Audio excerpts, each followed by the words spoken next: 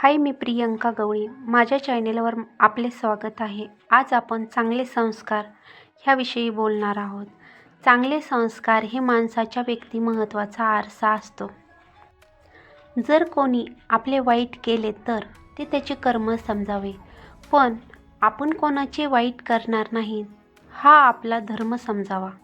हेच चांगले संस्कार असतात. चांगल्या लोकांशी आपण नेहमी चांगलेच वागले पाहिजे, पण वाईट लोकांशी आपण कधीच वाईट वागू नये. कारण हिऱ्याने हिरा घासून आपण पैलू पाडू शकतो, पण चिखलाने चिखल कधीच साफ करता येत नाही.